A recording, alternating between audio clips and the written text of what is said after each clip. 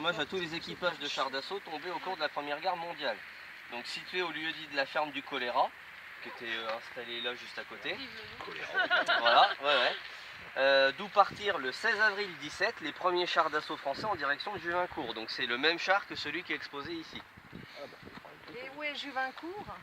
Juvincourt, c'est la première à droite, comme ça doit être un peu plus loin. J'ai vu une pancarte marquée Juvincourt. Pourquoi on a perdu la guerre? J'avais dit que je regarderais où c'est en plus et puis j'y ai tout pensé. J'ai vu le panneau marqué Juvincourt. Ouais, moi il me semble que j'ai vu un panneau c'est tout près, mais marqué Juvincourt. C'était le point de départ.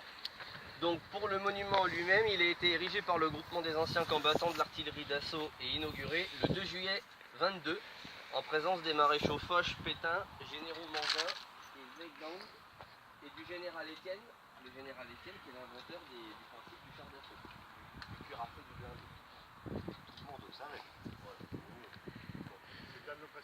Oui, donc il est situé en point de départ de l'attaque des 132 chars français engagés en masse le 16 avril en direction de Juvincourt. Donc c'était des chars, là j'avais noté ça parce que quand j'étais venu faire les repérages, je les ai exposés. Donc il y avait deux chars des années 50, un AMX et un Panhard, mais bon ils sont plus là. Et donc c'est tout. Le monument a la forme d'un mur sur lequel sont inscrits les noms des soldats morts au combat. Donc de ce côté-là je crois qu'il n'y a rien, mais c'est de l'autre côté, c'est rempli de noms.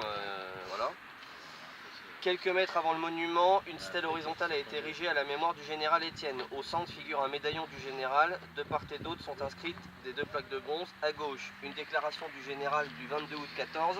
La victoire appartiendra à celui qui le premier aura réalisé un engin cuirassé capable de progresser en tout terrain et armé d'un canon. Et à droite, la déclaration du représentant du commandement militaire allemand du Reichstag le 8 octobre 18. Il n'y a plus aucune possibilité de vaincre et le premier facteur ayant déterminé ce résultat d'une façon décisive, c'est le char d'assaut. Voilà. Applaudissez, applaudissez. Ouais, bravo Maxou.